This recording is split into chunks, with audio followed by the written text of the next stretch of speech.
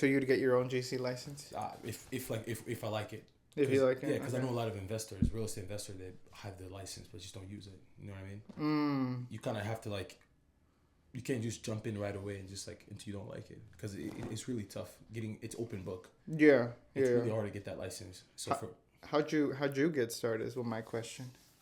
I was doing solar, bro. Doing solar for a long time. My partner, he he was like told me like, hey man, we should get in wholesaling. And I was like, nah. I actually got a real estate. I got my pre-licensing, and I did an internship. I didn't like it. I didn't like being an agent. Okay. So that was it. I mean, and Goldie, I didn't introduce you, but I mean, we already started. It's just like, if like I put a set time to where we start, like the guests start to get like uncomfortable, and they're like, cool. Oh shit, I'm on camera. Cool. Don't worry, you could cuss here, you could do whatever. Cool. It's all good. I'm camera ready. For people that don't know who you are, can you please go ahead and introduce yourself? Yeah. So my name is Glody. One of the founder of Fast Flow, and originally from Congo, and been in the U.S. roughly about 8 years now. Okay. And so, here we are today. Sitting with Mario. So. 8 years. That means that you were raised and grew up in the Democratic Republic of Congo, right? 100%. Yeah. Grew up kind of. My father, he worked for. He was into trading like gold. So growing up, it was a little bit like. Interesting. Okay. So I kind of move around like for 14 countries. So we've been to Kenya, Uganda, South Africa, some family vacation here and there, but. Growing up, just was everywhere. How was that for you growing up? It was fun, to be honest with you. I think which translates to when I came to the state, I remember my parents saying like, hey, we're not gonna like move around anymore. Like you have to take school serious. So that was like the toughest thing I have to like, because usually I didn't take school serious. I was just like, we're gonna travel.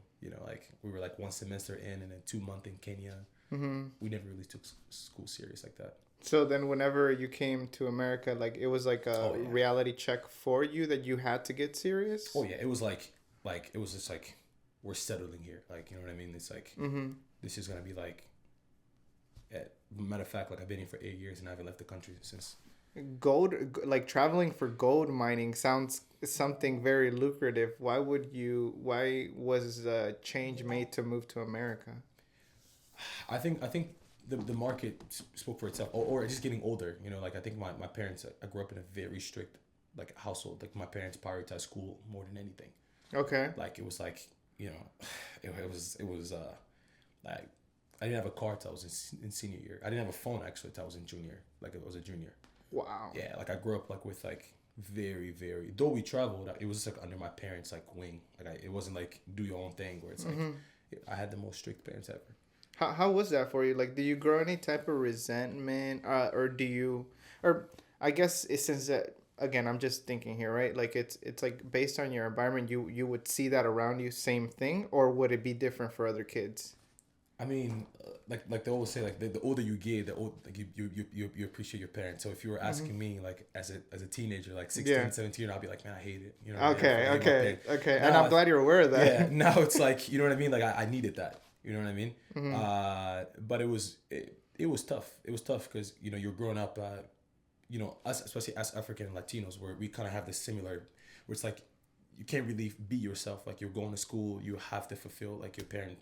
Like you're kind of living for your parents. Oh yeah, because like when I came here, my parents will remind me of the sacrifice it took them to bring me here, and so the reward for them will be for me to be a doctor, to be a lawyer, and so it was a constant reminder. And so going to school and just like even like man like. I already hate school. Like I got to go 4 years, an additional 4 more years in college, then 6 more years. Like, you know what I mean? Like to law school. Specialized. Like, you know what I mean? So I just knew it wasn't for me, so, but just to live that, and you're young because you can't really sit down with your parents and be like, hey, I can't. African parents, like you're going to do it no matter what. And so. Are you the oldest of your siblings? Do you have brothers? Just you as an only child? Yeah. So I have a twin brother, but him and I were both the oldest. Okay. So both of you guys kind of had the same pressure, or no, you guys don't share? He went to college, like, but for him it was like we were like two separate people. I think one of us lived to please the parents, and I just went the hard route, which was like Why did you think you were that one kid? Because it takes courage to stand up to your parent and kind of go beyond the norm and say like, okay, like I'm not gonna do that. It which is like I find a very um I find pretty incredible because like it's just tough not living out your parents' dream when they're a constant reminder there. So what kind of like shaped you to go down that route? Like, do you think you shaped yourself while you were through your teenage years, or it just kind of happened once? So growing up, I was very respectful. I was like, yes, mom, yes, yes. So I was just like, Absolutely. but I think now going to college was like the only thing that I really disagree with my parents. And if you ask me, that's the only time I ever told my father to shut up. And I tell people like this story. It's always funny where it's like I've told them I wasn't going to college, and it was just like like I said, they were just like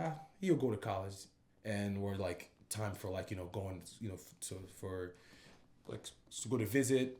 I was getting offered. I had a great GPA. My GPA wasn't great, but it wasn't the best. I was just like, I'm not going.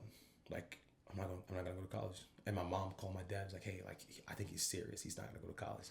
And so, my dad, he's very strict. So I only had a conversation when I was in trouble. Like, he only speak to me when I was in trouble. That was the kind of relationship. Wow. Okay. And so, that's serious. Family meeting, and I was just like, I'm not gonna do it.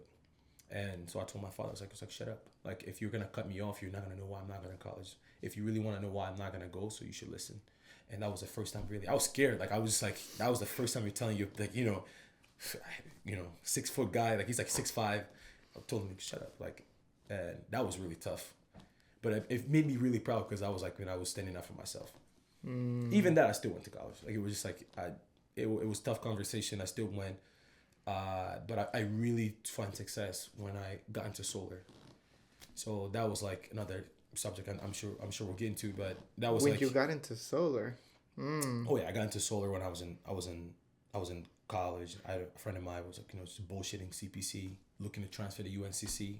My partner actually was going to UNCC. Him and I would go to a lot of UNCC parties. So UNC Charlotte, NC State. My best friend went at the time. And so it was just like back and forth. Though I went to CPC, it was just like I felt like I was going to UNCC, going to NC State.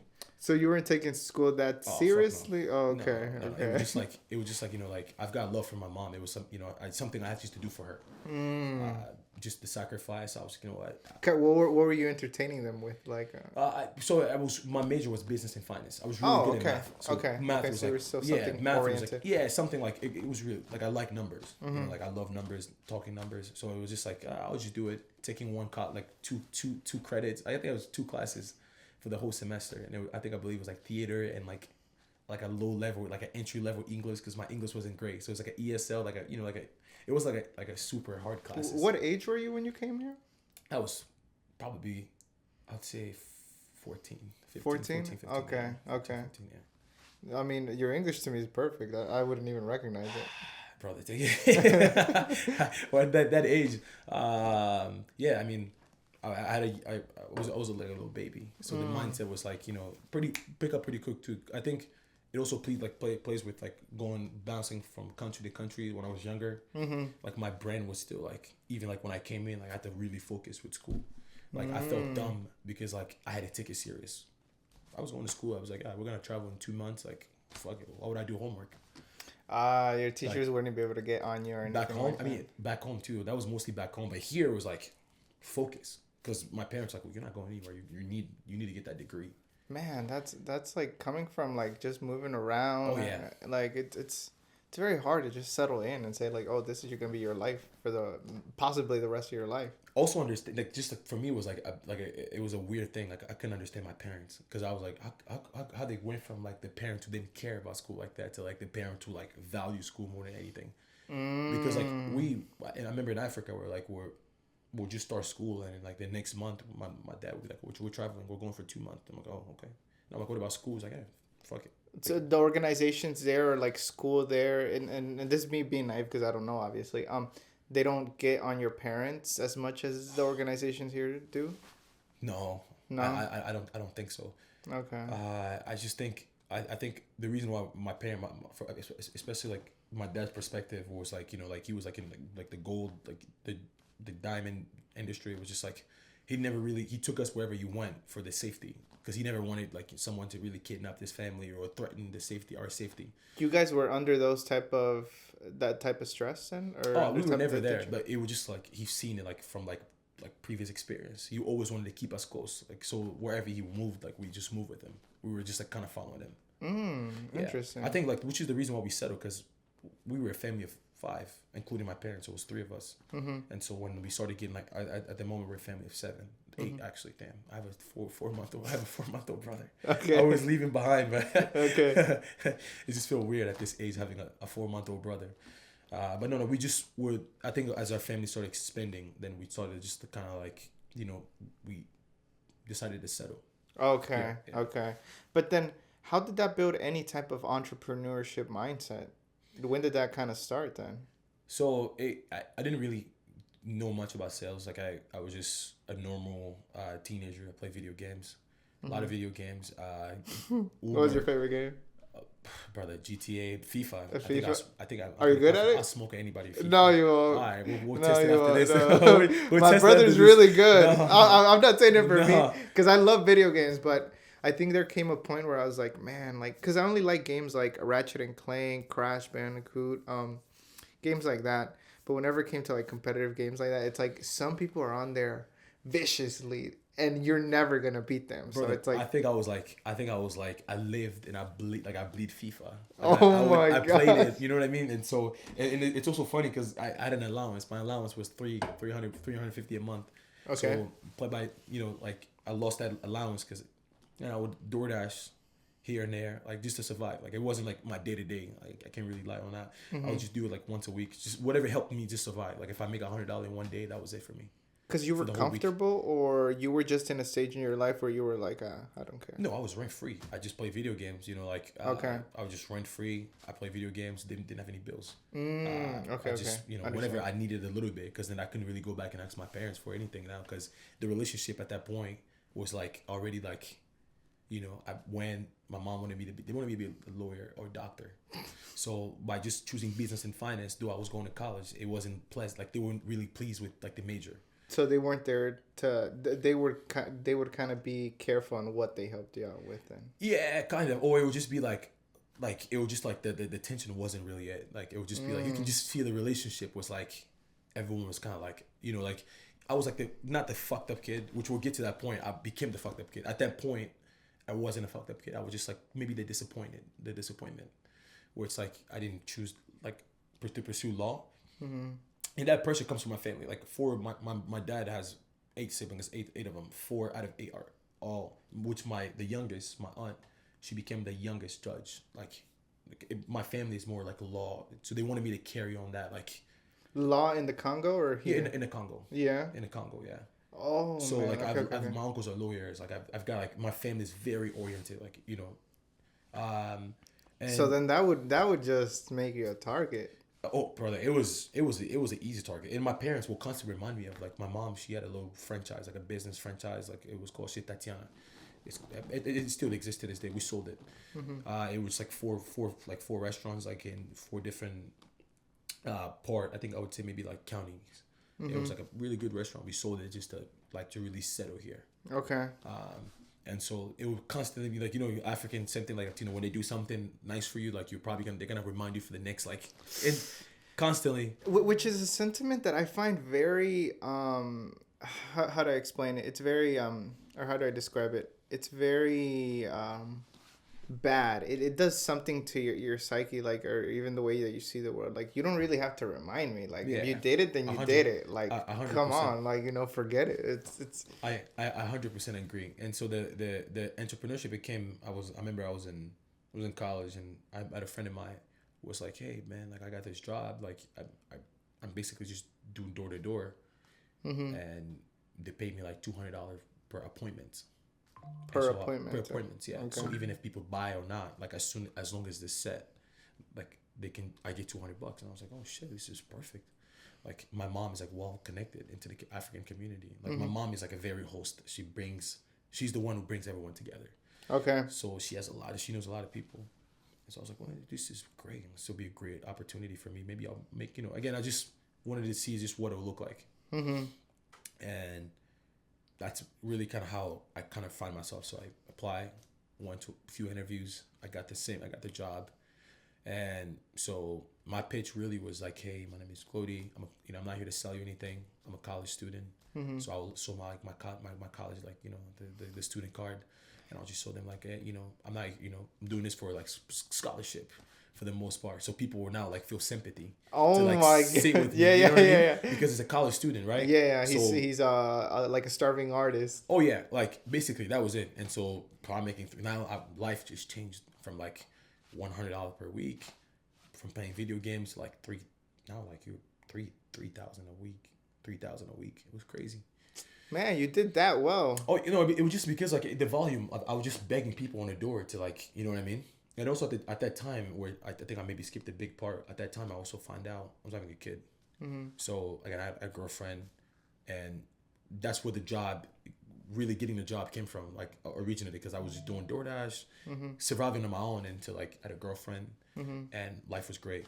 Like, didn't really care much until like we found out we were having a baby, and I'm like, fuck, shit, okay, well, I need a job. And a friend of mine just said, hey, bro, there's a job you should do here. But then, Yeah, we're probably yeah. So that like you stepped up is what I'm yeah, hearing. 100%. Yeah, I was just normal, like a young teenager, just living my life, and all of a sudden, just like, we found out we were having a baby. And How was that twist to your mind? Oh, it Like, was. I expected it. Like, I remember, like, we were just like maybe 4 months in a relationship. We're like, we'll be good parents. I expected it to take longer. You know what I mean? Like, I felt like I've seen people in my experience. So like my mom, for example, like she always say like it took her like maybe few years until like to have kids. It happens that So Yeah. I didn't expect it to be just like right away.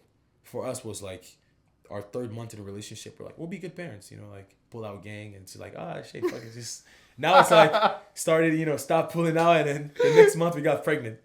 Wow. Okay. So I was happy I was happy like it did happen, and so for me it was like that, like provider mentality stepped up. Like, okay, I'm gonna have to step up, get a job, and I was just trying to see like if anybody was like, you know what I mean, doing. I was trying to see like who's doing what, and so a friend of mine just told me that, and at that time, like I said, I was kind of like CPC.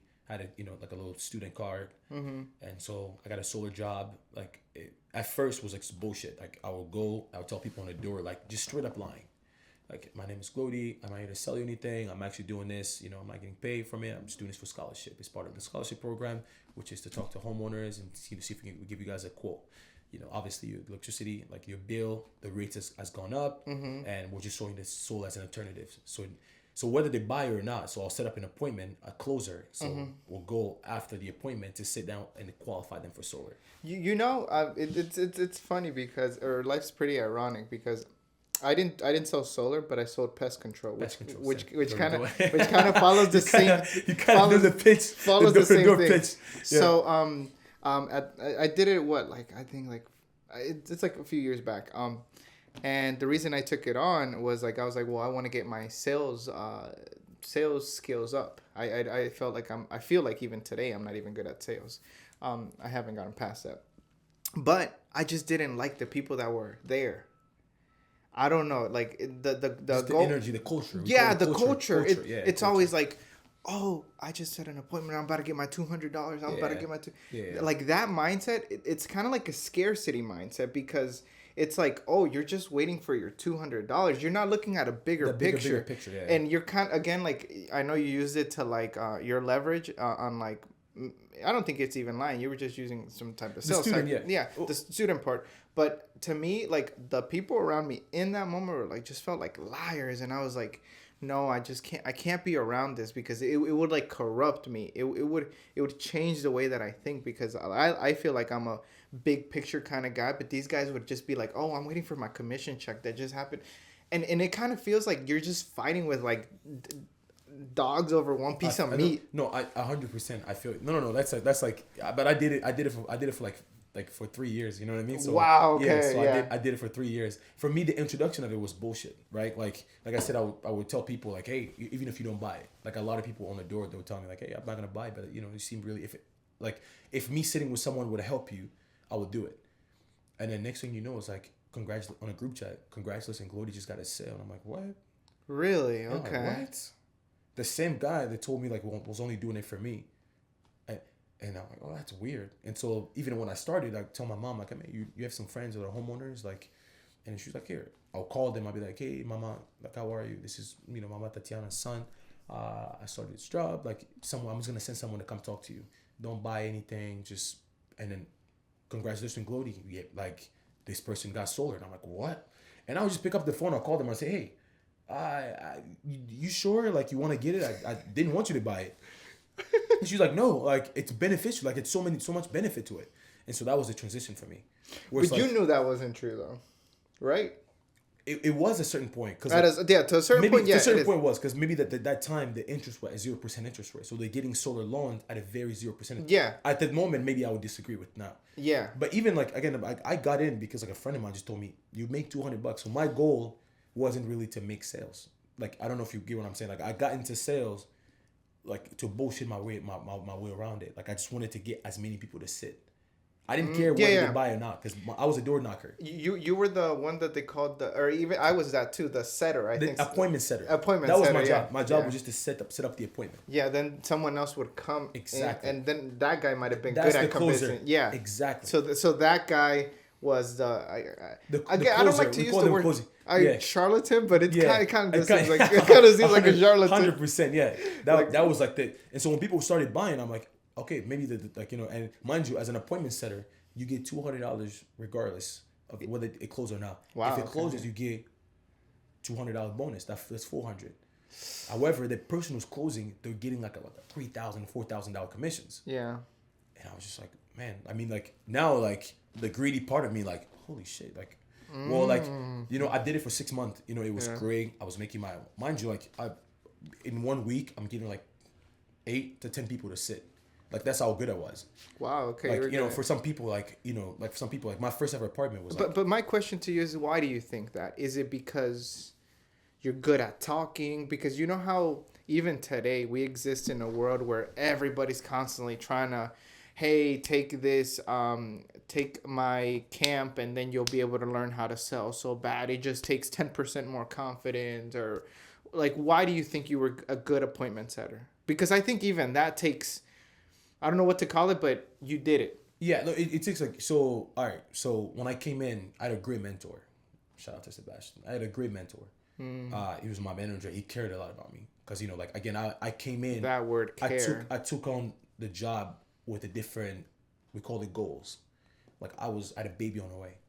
And so for me, it was like, I had to provide. I knew that my mom told me, like, I wasn't going to raise a kid in their household. So I knew, so me coming in already was like already motivated. I was highly motivated. And so what also helped me was understanding the job, getting to something I knew. My mentor would always say, we're doing the 1%. We're doing a job that nobody wants to do. Like, we're knocking doors in the rain, in 90 degrees weather, in 20 degrees weather. Like, we're literally doing door to door, which is like for some people it might be a shame. Like, it's downgrading. It is. It's like you're sweating. You're just walking around the neighborhood. Cars are walking, driving by. Like, get cursed at. Like, like threatened at the door. But for me, like, what really helped me was like just understanding, like, just really finding pride at, it's like I live by this quote where it's like, if something is not working, it's either you're not faithful to it or you're not supposed to be doing it. And so for me, it was like, okay, if this is not for me, like, I'm gonna be super faithful to it. Right. So you chose one of the two. Yeah. It's either, if it's not working, it's either you're not faithful to it. That means like you're doing everything. Like, you have 2 jobs, right? Like, your head is everywhere, or you're just not supposed to do it. Like, you're just not. It's not for you. Like, you can invest all in. And so for me, those 2 core. It's not pick either one. It's like committing into both. That means I'm gonna be really faithful at this job for 3 months. I'm gonna give it 3 months. If 3 months there's no result, then I'm not supposed to be doing it. So for me coming in, you know what I mean? Like, it was just like straight bullshit at first, right? Like, no lie on that. I was just making that $200. And when I really started getting now, to make more money, I had to be a closer. So I have to switch from an appointment setter to a closer. Did you see that, or someone brought it up to you? No, it was just money, brother. It was just Yeah. great because I was happy with 200 at one point, Yeah. and now it's like now it's like I'm setting appointments, and I know people. There's a demand for it. People didn't. Some people didn't forcefully they weren't forcefully bought solar. They bought it because they wanted to buy it. Yeah, absolutely. Yeah. And so I wanted to get. You're just into, that good at talking to people or Yeah. whatever the reason might be or the benefit of it as well. Yeah. So to your question, I think like just by being personable, that's what really introduced me to sell. Because sell, there isn't really a skill. You just have to be personable. It's really to set you apart from the last guy, because we were knocking doors that they were knocked by maybe 4 guys before us, and so we just wanted to be different. Like we had to find something that set us different. So for me, it was my smile.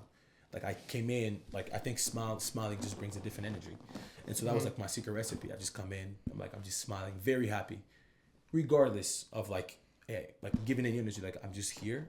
I don't need this. It's not gonna change my life, and so I would just smile. And people, it is where they compliment. Like, I love your energy. So my energy just set. I think it's set apart from like the sales. I would just smile.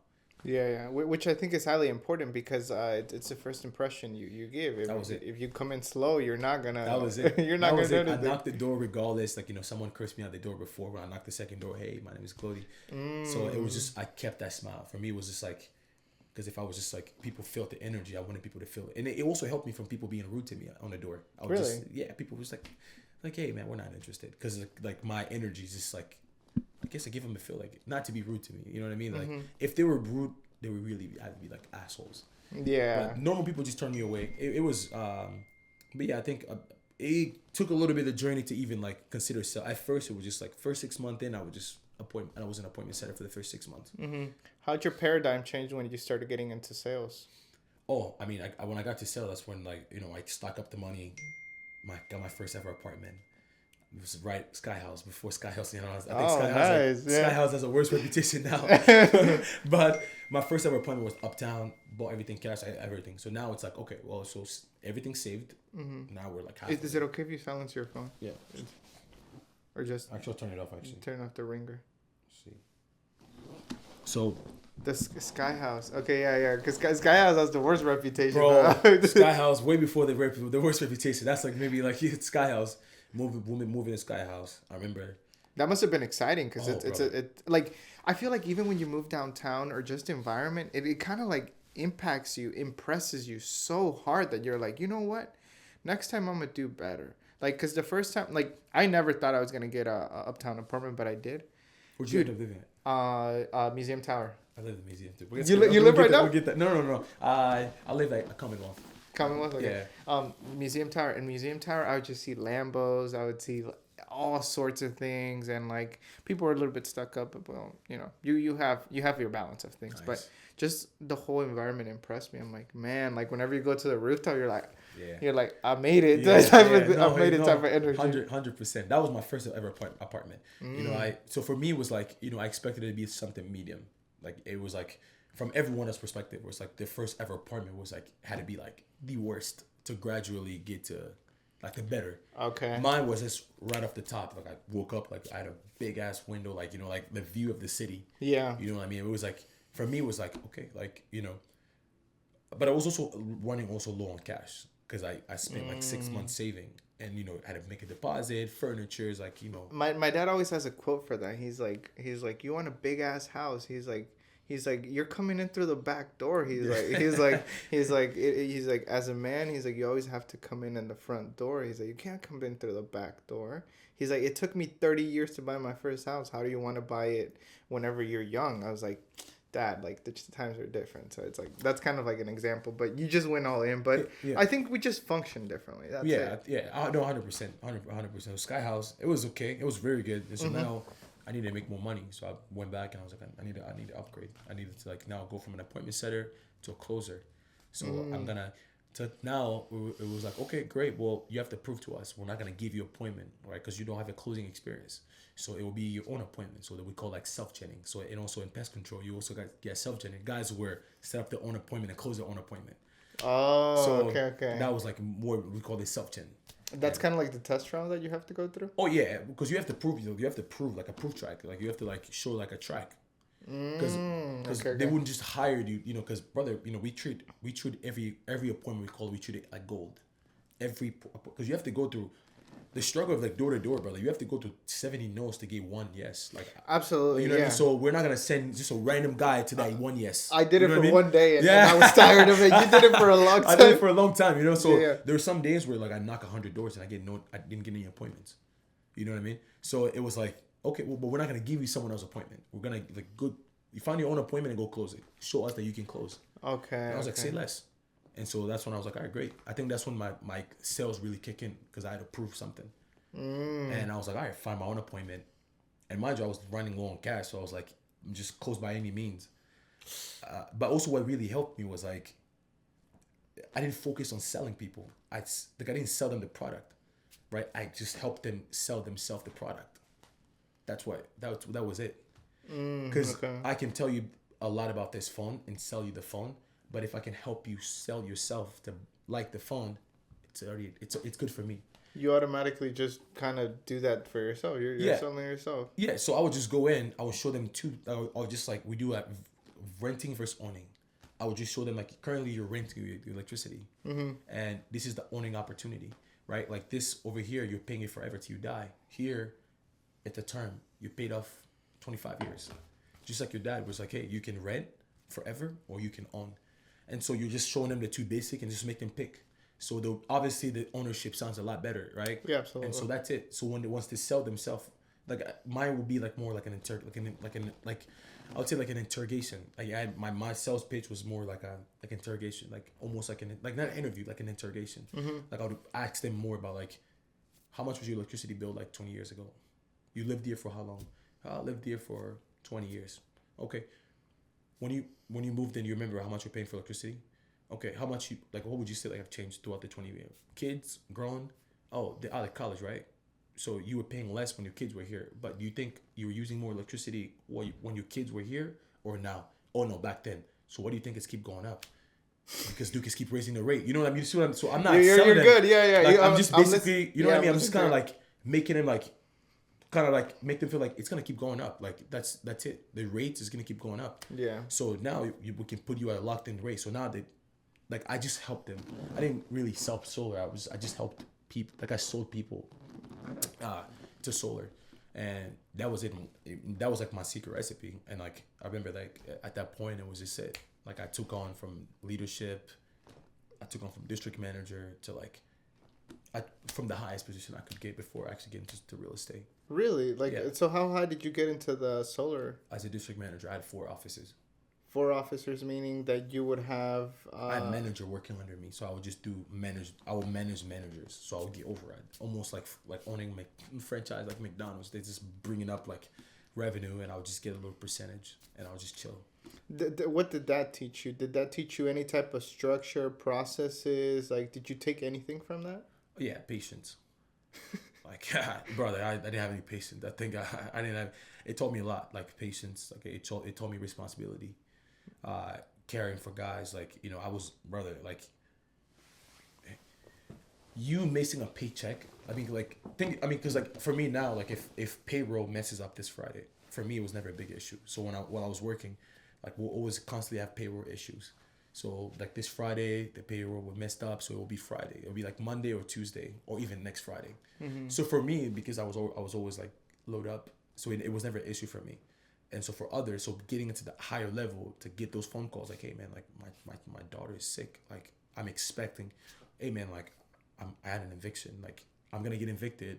I thought I was gonna get paid this Friday, and I told my leasing office I was gonna get paid this Friday.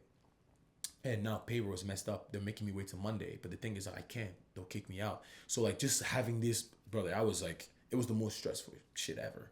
Because now you're in charge. Like you're managing not one team. Like now you're just like, you go from like being an individual who comes to work by yourself and leave to like caring about like everyone. That was like probably like, it was stressful.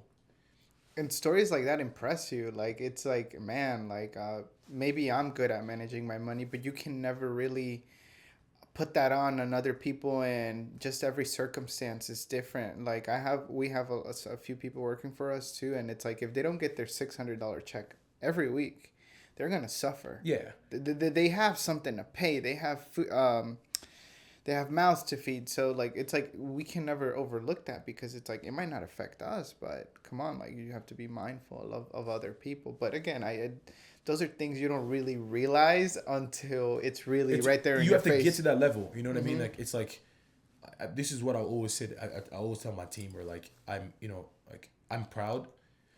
Like we're here to work. Our real families are home. You know what I mean? But we're super proud to create an environment that we call each other friends and family. Like we have a great culture, but our family are home. Oh, that's how you separate the Oh yeah, friendship that was from me, the business. brother. Yeah. That was me. Like I, like I was just like locked. Like I was locked in. Yeah, I Like think my that's families are home. Like like everyone else, even growing up, for me, everyone else, like they can fly to Dallas, Washington to go see their grandma. My grandma was like 3,000 miles away, all the way back in Africa. And so for me, my cousins are away. Like we were the first generation, like the only side of the family, all the way up here north. So it was just like lock in, so you can help your brothers. Like my grandma would say, work hard, become successful. Maybe you can bring your other cousins. Maybe you can bring your uncles. Maybe you can help someone. You know what I mean? So it's like I had that mentality where it's like my families are home. Like I'm here to work, but I'm proud to call everyone here friends and family. But my family's home. Like I'm here to work. yeah. And so what everyone else will go drink, have drinks, like. But I had a kid at a young age. Like I had my firstborn when I was 20. Yeah. When I was 20, 21 actually. So for me it was like my maturity level was already out. Like I had to provide for a kid. Maybe it's culturally like I don't really see a lot of people like that because like maybe it's just a culture thing, 100%, bro, culture thing because it it's like you could be 21 but again I feel like I haven't matured. I didn't mature until like I was like 23 like and again I didn't have that pressure of having a kid, right? But some people have kids even younger and don't decide to mature when they should and use that as an excuse. Yeah, 100%. Yeah. Yeah, I'm proud. Like I wanted to be there for my son because my father was there for me, and so I think also having that father present can help. Like, Oh, absolutely. Like my mom never worked; she had never had a job here. Like my dad provided so she can raise us, and so for me it was also the same. Like at 21, like my girlfriend didn't work; she actually stopped working at 4 months pregnant. So I was basically taking care of her, paying all the bills and taking care of a newborn. That's why I had to get serious. Oh yeah. Like I mean, like, that's what I'm saying. Because everyone else were young, they stayed with their parents. So for me to to separate that was easy. But even that, you think that helped you to who you are today and 100%. like your business? 100%. Like discipline. You felt like that was like you're like this is the only road that would have taken me here. Oh, brother. I mean, 100% discipline. To be just like I'm very disciplined. Like very very disciplined. I can be in a room. I can drink. But I think I have like that light switch. Like it's just like I can go from like one mood to another mood pretty quick. Like just serious. like that. I can, I guess we call it lock in. Now we call it lock in. We can laugh, joke, and like lock in. You come to work with us in our office. One day we invite you to come work. We always say lock in. Like we go from a great energy party to like quiet. Like as soon as we say the word lock in, which is something I teach the team now. You know what I mean? It was my partner's really great at that. Like he's the one who really like. He comes in, we laugh or joke, and he just made the conversation. Let's lock in. We go quiet, dead silence, and we just start working. That's a good way because sometimes we get lost in like the friendships and it's like just friendships and we can't get serious again because it's tough. It's like why are you yelling at me or why are you being serious with me now? It's Brother, 100%. So yeah, I mean, then solar. So they solar for a long time, got fucked over. Yeah, and that was my other question is like when did you outgrow it then? Because if you were a district manager, then you, I don't know if you had a good salary, but obviously the pressure was real. But then what made you outgrow that though? So it was the relationship first. So I had a fiance. It was tough. Like at that point in the market, like you asked me earlier. You said something about hey, like did I believe in what I was selling? At first, yes. Like anyone. I think in my opinion, anyone who qualified and sold it before 2022, have a great deal. Anyone after, I have to look at the contract first. Yeah. Now, like inflation, prices went up, interest rate went up, and so one was just like selling a product that I didn't really heavily believe in. So now we're qualifying. We went from 0% to 7%, 5%. So it just didn't make sense, right? But then, sometimes you got to do what you got to do to survive, Absolutely. right? Yeah. So, and also my relationship was like, as a district manager, like constantly on the phone because you're managing not one team. For me, it was a big transition. Like I went from caring for myself. That means I would come to work, leave work, and come home, and that's it. So now, like, have to constantly make sure every office. What do we need? Okay, this manager is gonna go out. I have to fill in. You know what I mean? It's like it was like just too much. Well, do you think that was also because of the organization's troubles with their organization skills, or was it something out of your control? No, I think it was something more for me. I think it's an experience where maybe like not being organized. Okay. Because I went from leadership. I took on a leadership role. I think I wasn't ready for a leadership role. I think Wow, my that, volume. that takes a lot to say. Yeah, like my volume speaks for itself. Like I got promoted because of my volume. It wasn't more towards leadership. I was more of an asset towards the company. Okay, okay. Gotcha. So they basically gave me a promotion, and me as being just young, and I was like, yeah, I'll take it. Like you mean to tell me I'm gonna make more money? I want to make more. So to me, it was more like, oh great, Of like, course, yeah. I'll take it. I didn't think about the responsibility of like it took to be a leader. Like I was pretty selfish. So Dude, you're very transparent. yeah, I was pretty selfish. I came to work, like I would, I wouldn't hang out with a lot of friends. I was in and out, which was really like a big struggle for my relationship because I went from being like my girlfriend, like my fiance at the time, best friend, to like now it's like, oh shit, we can't eat dinner together anymore. We can't, because I was constantly caring for the team. And brother, like I said earlier, like I'm very passionate. Like I'm faithful to whatever I do. Like if you sell me into one thing, I will be faithful to it because I know that's the only way to work. And so for me, it was like, okay, I took on this role. I don't have any leadership experience, so I'm gonna like try my best to become a great leader. So podcast, self improvement, like a lot. What you say, English improved. Like I've read a lot of books, like leadership books, to really help me into like, okay, I've already took it on. Like I'm getting overrides. To me, it was great. It to overrides, like anybody who does solar, it's the level they want to be in. You know what I mean? It's basically like whether you work or not, you still get paid. So for me, it was like, oh shit, I've always wanted to travel. You mean to tell me? And when they pitched it to me, it was like, hey, you can be out of country, you can manage the team. Yeah, like you have managers. Like you can manage this team. You can be in France, you can be in Spain, and you're just having managers. And so, but it's not that easy because you have to have great leadership. So that was like very challenging for me at first, and it affected my relationship to this day. Like I like to think like but I never questioned God why. I think like you have to go through shit to really like get that experience. It was like, it felt like choosing family over work. Wow. It was tough, bro. And when it gets to that, for someone that actually cares, it's very crippling because it can't be both. It has to be your family, right? Like it always wins. 100 family always win. Yeah. Right. And so, but that was and I think it's my dad. Like to translate to the fast flow, I think it was my father. Like I went to one company, another company, and so right after solar.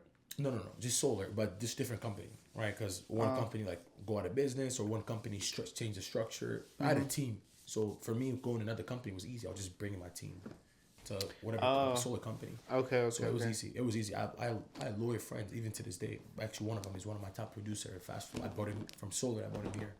Okay. So yeah, facing lawsuits. Disclose the amount of, but the amount of money I paid. But yeah, we just settled. It was, but it was like going from company to company. But then like when the market just started going down, obviously I was just like, you know what. My partner, you get to meet him. He just like would like, hey bro, like that's one of my high school friends. He's like, yo, you should get to real estate. He's like, yo brother, you'll be good in real estate. Like it was like you killing real estate.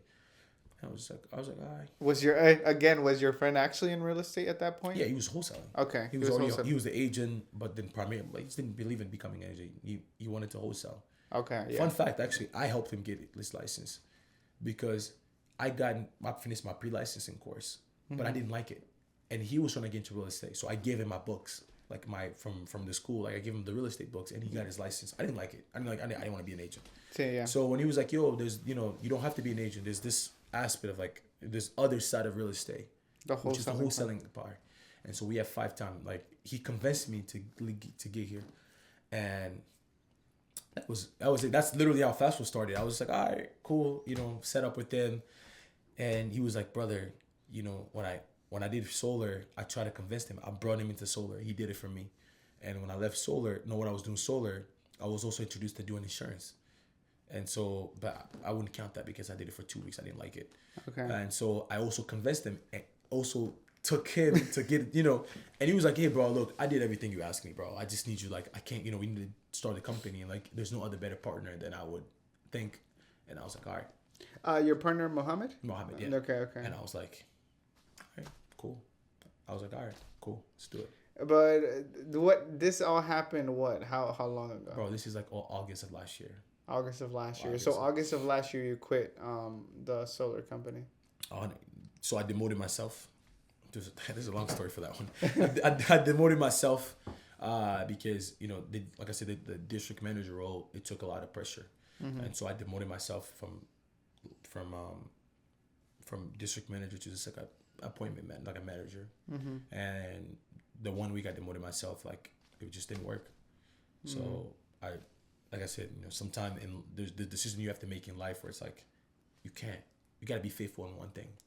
So I was going to find myself doing both, trying to get confused, which I see a lot of people, like, no shit, I see a lot of people who are like real estate agent trying to do everything. It's like, yeah, no, which I don't think it's shit. I think it's trying to orient people to what they have to do and tell them straight up that you just can't do everything, or one person might not be good at something but might be good at another. I think it's being real because I don't know, I think that a lot of things are sold to us today which might not necessarily be for our own capacity. Again, not that we are not beings that can achieve anything, but you for your person might not work for your balance. You see a lot of people today sell us like sales courses, or even, oh, you have to take on this seminar to gain more confidence, or you have to do this to be more funny, whatever it might be. Or even the whole entrepreneurship being sold to that, I don't think it's even good. Again, I think that everybody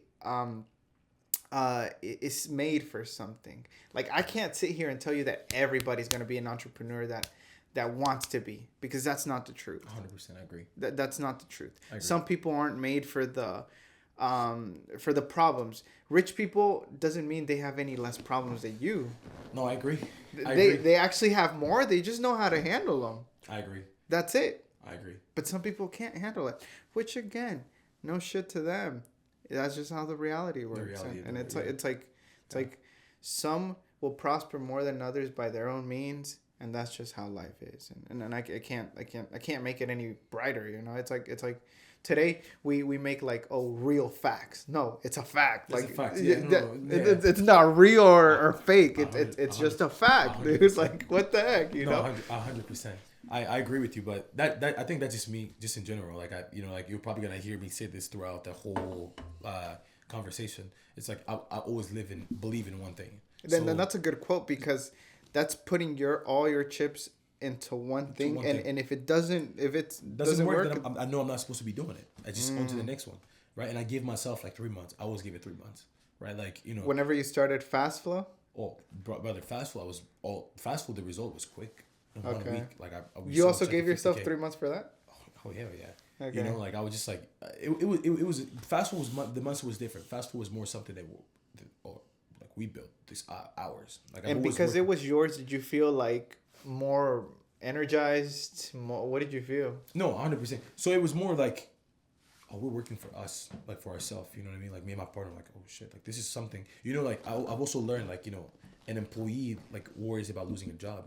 Like an owner worries about a business, and so losing a business, that fear, it's not just losing a business, it's the sacrifice, the money we put in to start Fast Flow, to find Fast Flow, right? The time, the sacrifice, me demoting myself from everything that I've built in the last 3 years.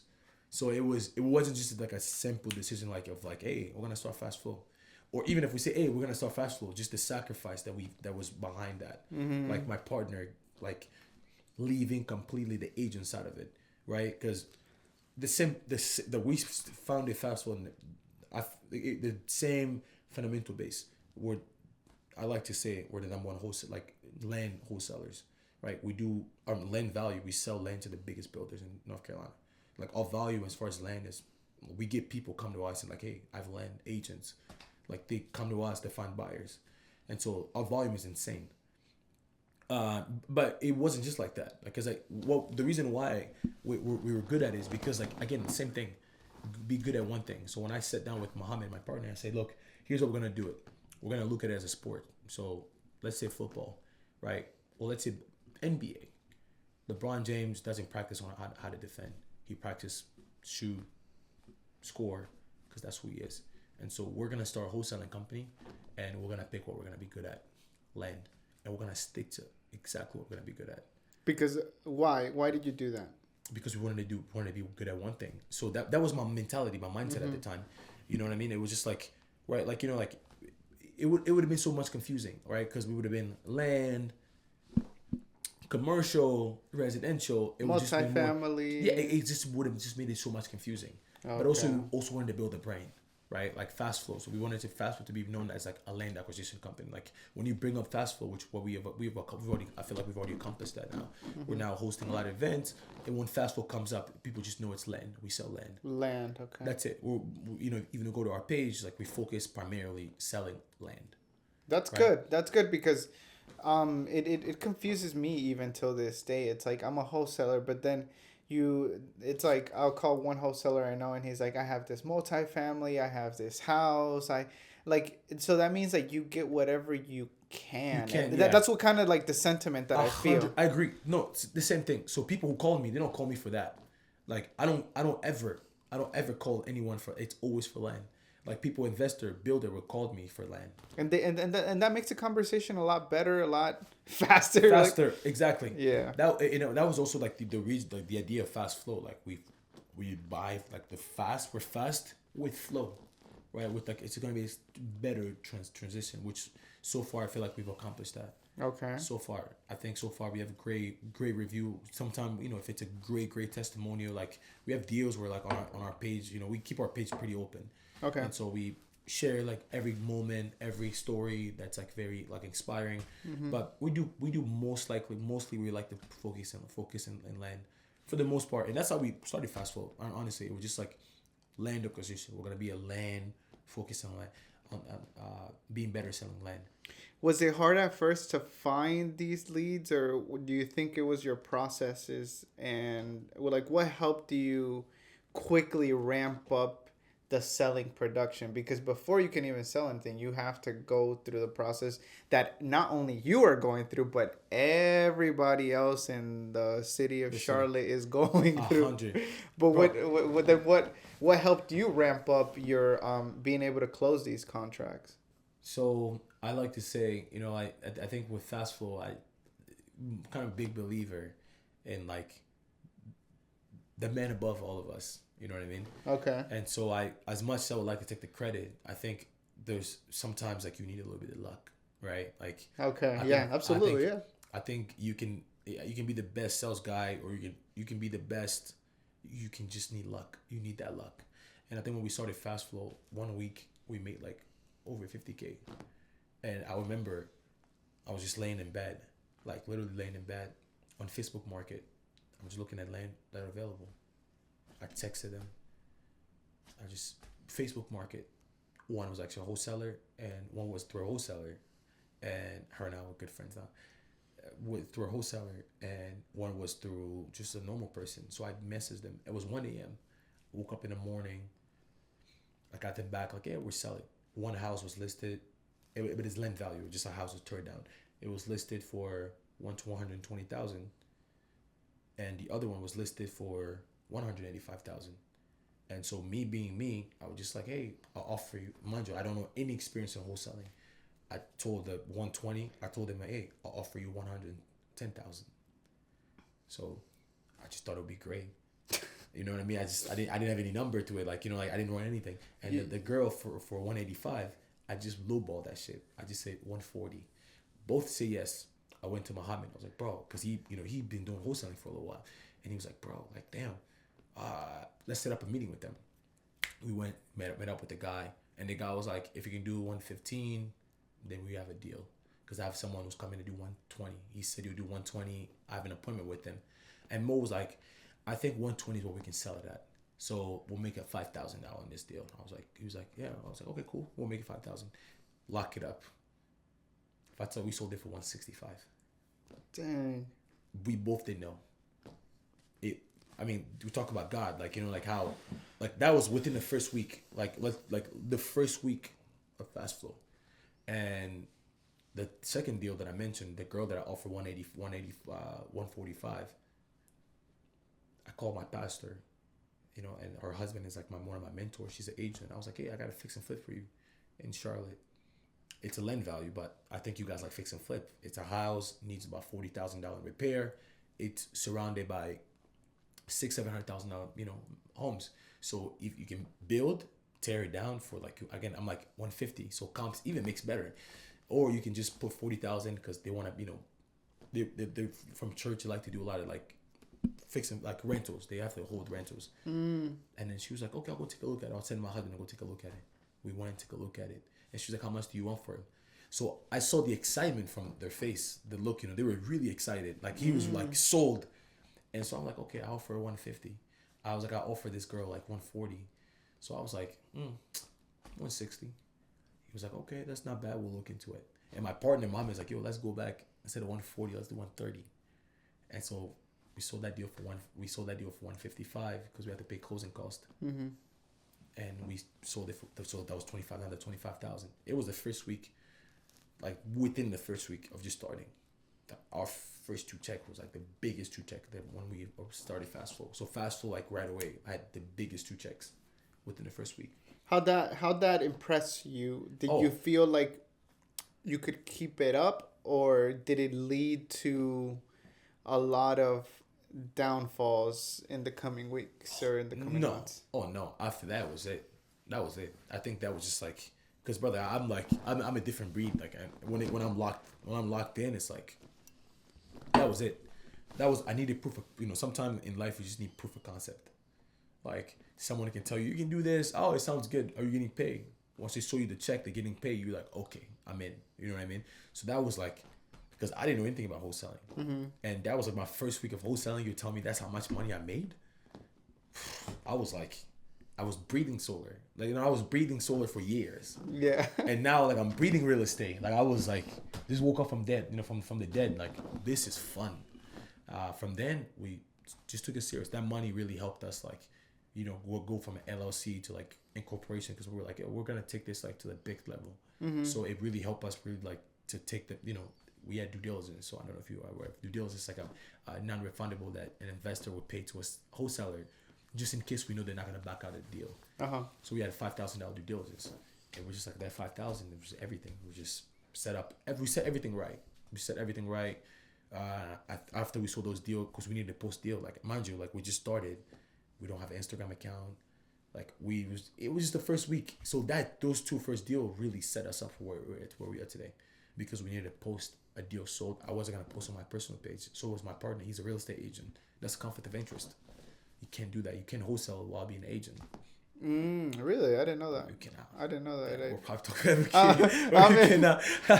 you cannot. I'm into building houses and I don't even know that. You know, okay. No, yeah. Okay. Yeah. So you can't do that. So for us, that was it. It was like it set up the foundation of everything. Instagram page, like name, because the name had to be in the contract, everything. So it was that took us on, and those first two checks really helped me bring one of my guys who's still with me today, Michael. So because he needed to see proof of concept. Yeah, like, obviously, it makes yeah. sense, because I left solar and now it's like I'm doing wholesaling, but then they needed to see that, and I also needed to see that for myself. I don't think if I never got that first check, I probably would have been like 1 foot out. You know what I mean? Because I wasn't really passionate about wholesaling. I think when you probably have a conversation with my partner, he'll tell you like it took him 5 times to convince me to even like start Fast Flow. 5 times. 5 times. Like I wasn't that impressed. You know what I mean? Yeah. So I think like everything just happened like right there, because it had to happen. Otherwise I wouldn't be as committed, as faithful. At that point I was probably took on. We just fast forwarding like almost no, not even a year, right? Like Oh, not even a year. not even a Not year. even a Like year. so then at this point, like where are you? Like where what have you learned of that's highly important and what are you not supposed to do? So just to keep it real, I just don't go by the rule. We don't. So we've learned a lot. We've learned the biggest thing for us is more like who to be around. There's a lot of people that were accepted us when we came in. When we were the little guys, right? They wanted to be controlling us, and I think for anyone, if this is maybe my message for anyone that's looking to get into wholesaling, like it's sad to see a lot of people getting advantage of, like, which we, if we were the low-minded, if I never had any leadership position, I'd probably be a victim too, where it's like you come in, the big guys on the social media aren't the big guys. Like you guys build a lot. You just keep it low key. You do volume compared to the ones who are loud. So the loudest in the room are probably not the ones, and so for us, like what we've learned was like a lot of people wanted to control us in a way to keep us under. So like when we find deals, they wanted us to bring it to them so they can find buyers. So they wanted to keep us limit. Like they wanted to take advantage of us because like we're very open people. Like when we started, like I'm not. We take meetings. Like if you were wholesaling, we'll be like, hey, let's have lunch on us. Like we'll cover it so we can gain knowledge. Because for me, it was like it was something new. I just got into the industry. I didn't even know much, and my partner was like, "Hey, we're very open book. We listen to anybody else."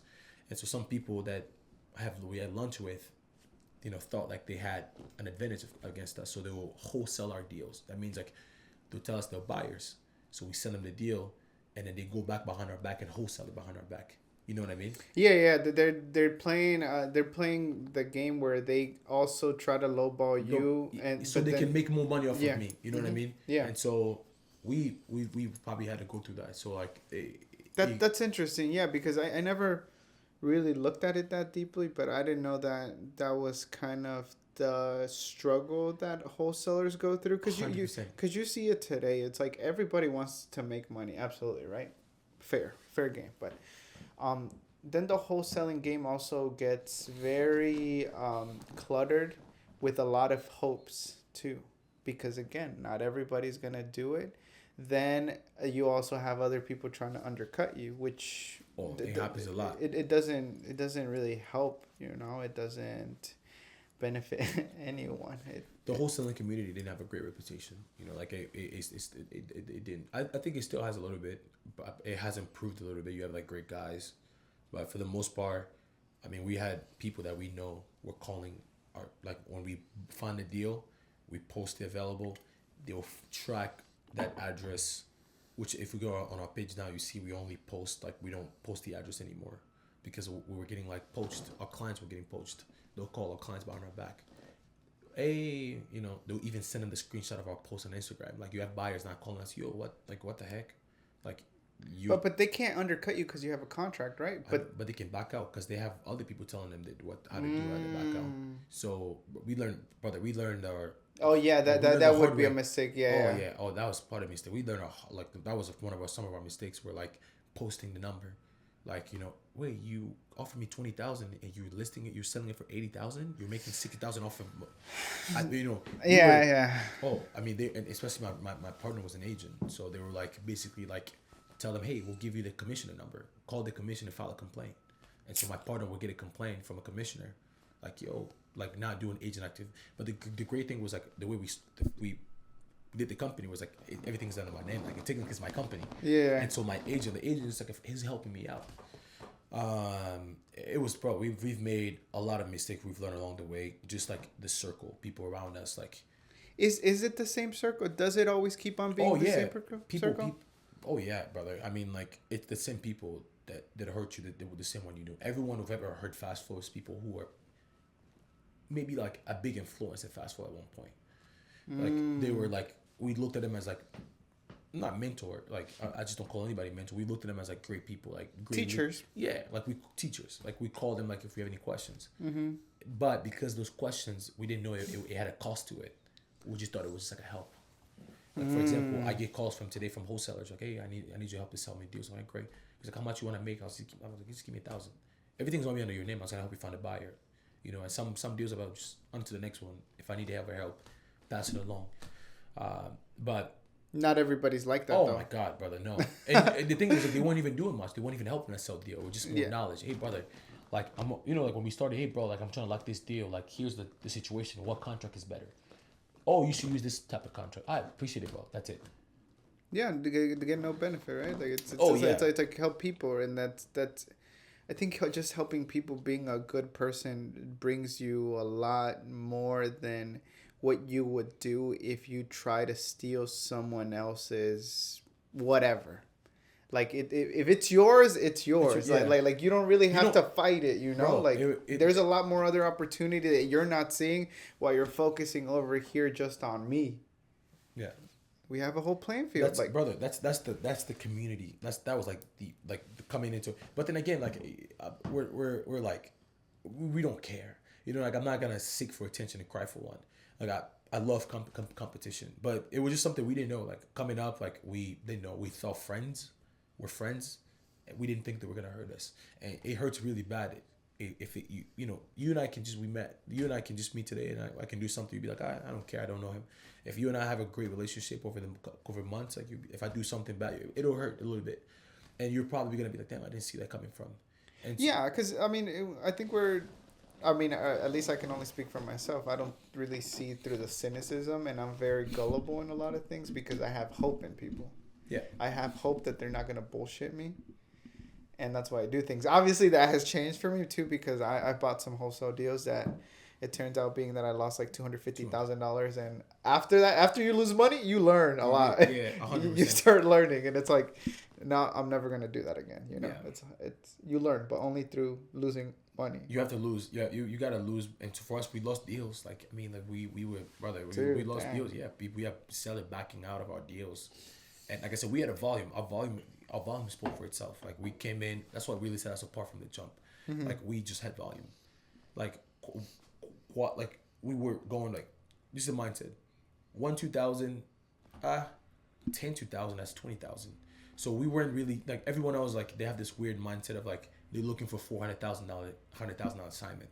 Like we've had $100,000 assignment. We didn't chase it. It just came, right? But we took everything. Like again, I'm a door knocker from door to door. It was like every lead. Okay. We treated every lead like gold. Yeah. So you have other wholesalers. It was like like I can find this 35,000. The seller only wants 33. I can only sell for 35. So they pay less attention to it. So we came in and just grab it. Because to us that 2,000 matters. You know what I mean? because if you're selling it in volume and you do it right, oh yeah, you have a lot more. That's it. That was it. You know what I mean? So we started finding a lot of people like, oh, I know that lead. Oh, I know that lead. Yeah, why didn't you grab it? Oh, we get people like call us, yo, the deal y'all just locked up. Like I was talking, lock it up, and I was like, why didn't you lock it up? And essentially that creates a lot more business and prosperity for everyone, because whoever bought it is doing something with it because they saw it to their benefit. That's what I'm saying. Like it's so like now that you bring it up, it's like what? Like why wouldn't you? What would you do, brother?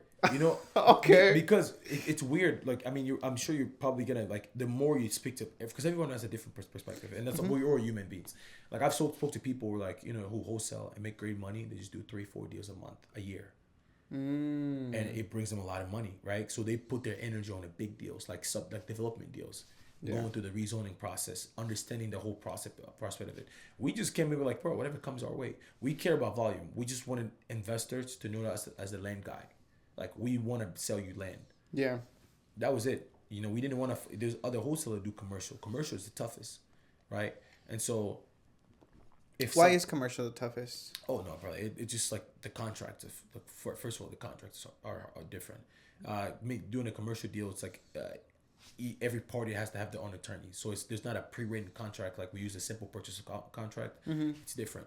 So because everyone is looking out their best. Everyone's it's tough. Commercial, it's definitely tough. And so when I find a commercial deal, I'm actually friends with a few commercial brokers. Yeah, I'll just send it to them, and they'll just pass it, and they get a commission. Yeah. So we build again, if I get a fix and flip, I just know a fix and flip people. I'll just be like, hey, you want it? Great, pass it along. When it's land, it's like a same triangle that we created where it's like agents will bring us land, so we sell for them, we bring them fix and flip, like it's like a perfect dynamic we created.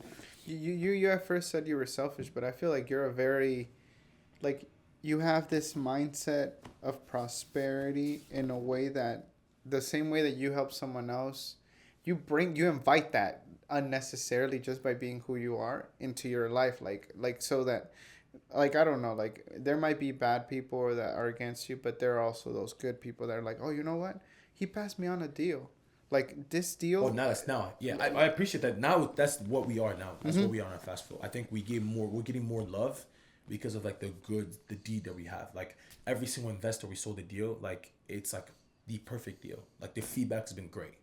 Like through the community. Yeah, I mean through the community. And now we also, because we feel so much love, and we started sponsoring, like I started sponsoring videos now. I sponsor events now because it's my way now of giving back. Because I give so much love. Like I have investors that'll pay me like 5,000 extra because we're selling it to them. Or like we give like investor come in like, oh, how much is it? 50,000.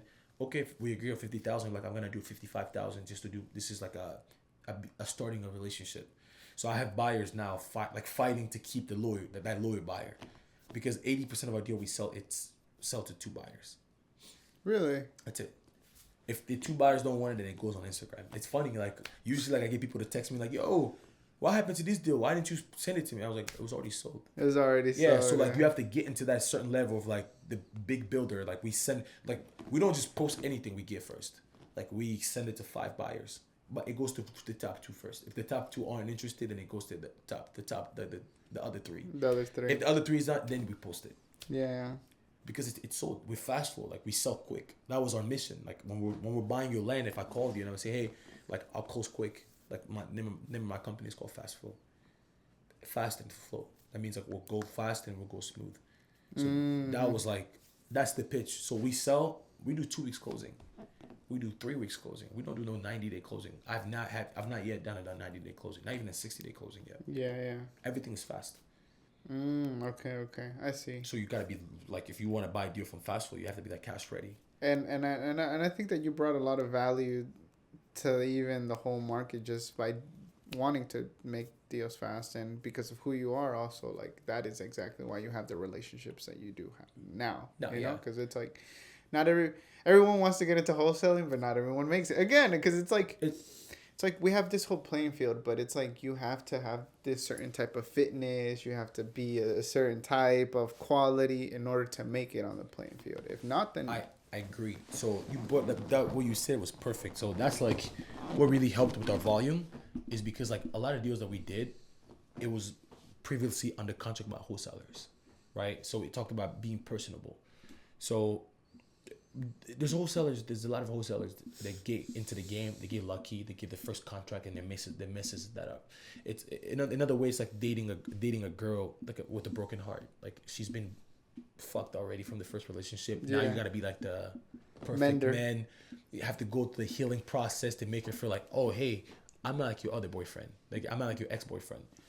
And so that was the challenge for us. Like we being that personable, it really helped us. Like we were talking to people like, yeah, I don't do wholesalers. I'm like, why? Why don't you do a wholesaler? I had one guy had me under contract for 60 days, and that's what I think just everything, like, everything's just aligned itself. The Fast Flow, like we're fast, we'll close quick, and building that reputation. We're like, okay, I'm gonna only give you 30 days. If you don't close, then that's it. Okay, done. That's all we needed, right? So we were locking up deals where like other wholesaler already had it under contract, just couldn't sell it. Like, okay. So it wasn't even for them then. It was exactly. That's what I'm saying. Exactly. Like okay. I think when you, I don't know how to say it, but I think it also have to do with hard work. Like I think when you work really hard, everything just sit there. Like we get deals where like it just comes to us. Where like a homeowner, like it would just like a seller, would just be like, hey, I seen your page, like like we'll call one guy, like, hey man, your lot. And they'll ask for our information. We'll give them the name of the company, and you call back. He's like, I did research. I found you have an Instagram. You sell a lot of land. I have 20 land. Like I want to sell all. And I was like, oh, we're the perfect guys. Like, okay, done. I don't usually deal with wholesalers, but because every other wholesaler will tell you like having a wholesale page.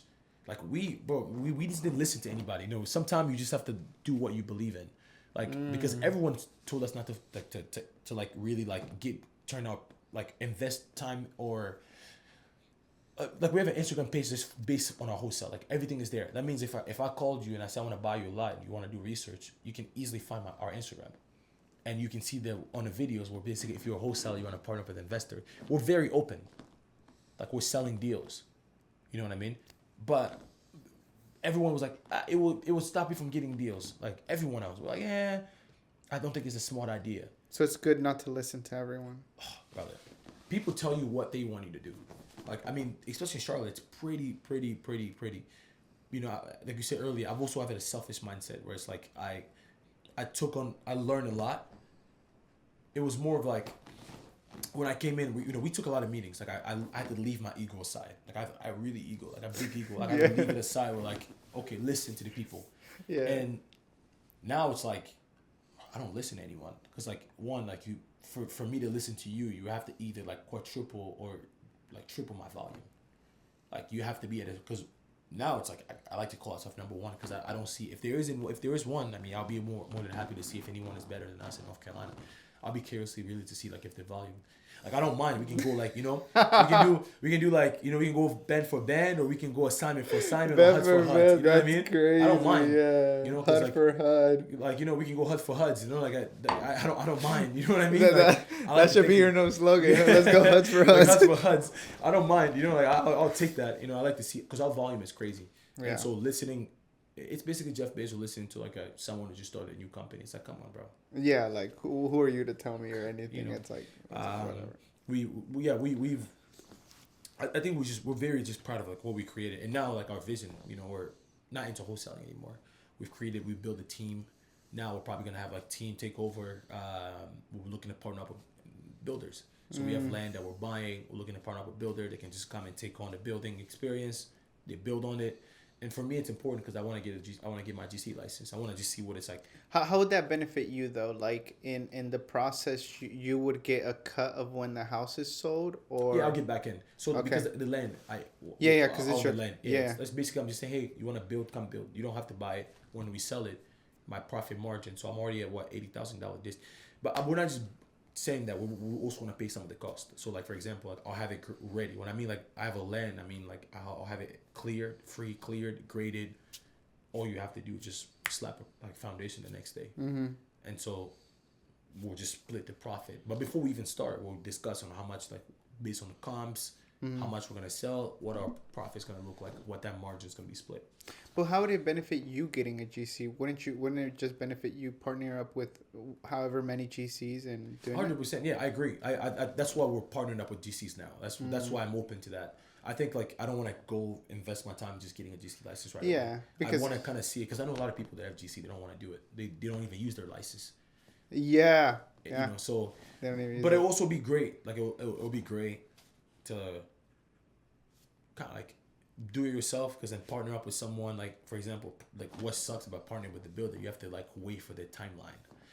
Like I have builders, 2 builders that we're partnering up with, and we have to wait 6 months because they have their other project, so they're not gonna be ready to take on. But if I had a building experience, I could just start next month if I wanted to. Oh, you have to wait 6 months to start. Yeah, it's 6 months so they can start because they have other. Like, yeah. I didn't need to just wait list. Yeah. You know what I mean? Like for most people, like if you could if you buy it and you have a building experience, you can just start next month. You start whenever you want. Yeah. So for us, it's like I'm waiting for his time because he has also other project that is also on the calendar. Yeah, of course. So that's the only downside of it. But I don't mind. Okay. I don't mind. I mean, I know a lot of people like rent the license. Like it's a thing too. Yeah, a lot. Like you said, a lot of people don't even use their GC. It's again, it just really depends how you make your money. But I'm very impatient. I'm not patient. So I want to get like my GC license so I can build right away. You know what I mean? Yeah, but then if it's not for me, like it's not for me. Yeah, because then also like you start, we go back to liabilities and it's like anything like, I feel like I've learned that the less liabilities I have or the less liabilities I can separate myself from is the best way, because the more responsibility you take on, the more liabilities also you're prone to be to open yourself to, because like again it's like people will leverage that in whatever way. Every business is different, right? But it's like the less open I am, the better, because I don't even want to be the front person playing, because I might get hurt. I'd rather be the coach. Yeah, 100%. I'd just be like, okay, look at it, okay. Even if I make less, just kind of like the way that you did it, but in a different manner, because it's your business, right? But I just try to like, okay, don't even put me on the video, because I don't even want to be the star. If the movie's making the money, how's building for you guys? go ahead, go crazy. How's building? For Well, you guys? I mean, to be transparent here, is that we just started. Like, I feel like my dad is a person who didn't even who has this method of going slow, because life also turned around for him. It's like he didn't have his first pair of shoes till he was like 15. He kind of had just leather boots and strapped them up, and that's what he worked with, right? Ever since he was at a young age. Respect. He didn't even finish middle school. I know he didn't even finish the third grade, because he needed to work ever since he was in third grade. So I'm not a big believer on credit, on none of that, none of those things. Not Sound like my dad. not that I won't, not that I won't adopt it, but I'm not a big believer on it, because I think baby steps are also what has gotten us here, instead of just ramping up and we might run into a wall. We started doing flips. We got before COVID, everything was cheap. Everything was, I think I bought like 5 homes, each for $40,000. I kid you not. Charlotte? No. The outskirts. It wasn't in Charlotte. I bought the outskirts, but each house sold for $260,000 on average. And what we put $50,000 in. You do the math. That's more than that's like 55 to 60% on profit margin. Yeah. Yeah. So it's like my brother ended up getting his GC, because my dad actually knows how to build, and so now we get into this world of like, again, like I have to analyze who I'm competing with, right? Right now, my focus is on building concrete model homes. They're more energy efficient. They're a little bit more expensive, but they're a lot more energy efficient, because I think about more longevity than a lot of things. Not shitting on wood homes, but it's like whenever you start talking about a builder is going to use builder grade quality, meaning that the cheapest thing that they can find, so they can make a profit margin. Absolutely. And again, it's to their, it's not, they're not doing things in a cynical manner. It's just like kind of like what the market offers you. That's what you got to do. I want to get more into like the luxury model type of homes, because that's where I want to segment myself. Everybody else can have whatever, right? But it's like you want to set yourself apart. Like you want to be different. You don't want to build what everyone else is building. And so that but that's a road again. I'm treading very slowly, because we're on our third new construction that we're just gonna finish up, right? But then I'm like, okay, well, how can I do it better? But the thing is that I try not to get too excited anymore, because I've learned my my best lessons whenever I'm excited, and that's when I'm prone to making mistakes, because I get excited. I'm like, shit. Like, I know I've made my mistakes, therefore, like, okay, maybe I have to look at it, reanalyze it, and look at it again and again before I make the next step, because it gets exciting. It really does. But it's like with more money, people really have to, like, whenever you don't come from money's such an exciting thing that can either make you or break you. 100%. So it's like you really have to look at it well and reanalyze, like, what is it that you really want in life? And if you don't have that first right in your mind, your life will probably crash like faster than you went up. That's just kind of how it is. So I take it in baby steps, and I try to be the player in the background instead of more. What would you say like it was the biggest challenge for you guys? What doing like fix and flip, and why would you guys why go from fix and flip to new constructions? The biggest challenge I guess would be money, just allocating funds, because we have another business that was the main one, but just allocating all the funds from that business and depleting them until construction, it was kind of a big bet. It's like you don't know whether you're gonna sell it or not. We had never done flips. My dad had done construction, but then I faced this issue of like I had a stop work ordinance. It's like, if you don't stop work right now, I'm gonna call the cops right now and stuff like that. So then you learn those type of things, like, oh, I actually have to go get a permit and stuff like that. Stuff like that. Those type of challenges. So I went through that, but I only went through that because I went slow. I didn't hire a GC. I felt like I could do it on my own, and therefore I went through that whole thing that it's like, okay, well, this thing is highlighted to me. Brother, go get your GC, because so we don't face this again. So I feel like fix and flip, again, everybody does their own business, but it's double the work. But if I'm funding the project and I funded these projects, why don't I just do one job? One job is just doing new construction from the ground up. Obviously, you're going to face your challenges, but again, everybody works different. But if I'm funding myself and I don't have to have any type of leverage with any loan, a person lending me, then why don't I just do new constructions? It'll be a lot more lucrative, because it's like just doing one job. And if I own the land as well, it's like... Yeah, it's you're moving at your own pace. Yeah, absolutely. Again, props to people that can leverage a lot of liabilities, because I feel like that's what it is. I think that's you got to be able to take some of those risks. Yeah, absolutely. But really, I feel like, again, like the way that we started, it's a lot of luck. Like, I'm not gonna stand here and say like, 100%. Oh, I'm the best person that you can. I like it. I'll say the same thing. That you can mimic. I love it. No, don't mimic me, because my journey was luck too. 100%. Like, it's like you're faced with these challenges, and it's like it's either you're the right person for that challenge or you're not, and then that's how you learn it. And baby steps for me is the way to do it. Nobody's gonna be able to change my mind. Obviously, I've gotten into like loans now, to where like, okay, I might be able to build 3 new constructions all at one time, instead of in the last 2 years. You get what I mean? Like, okay. It makes a lot more sense. But it's because like I've actually learned how much money it takes. I've learned my mistakes. I've overpaid for things I haven't. I know the right contractors, the right subs to go with. But that you only go through if you make the mistakes of overpaying someone $50,000 for a damn septic tank.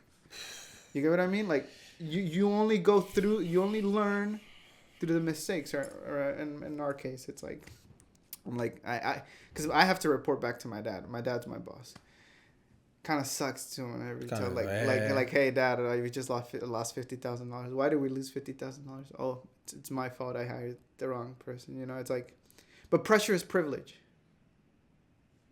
I don't doubt that if I weren't under pressure, I wouldn't be the person that I am.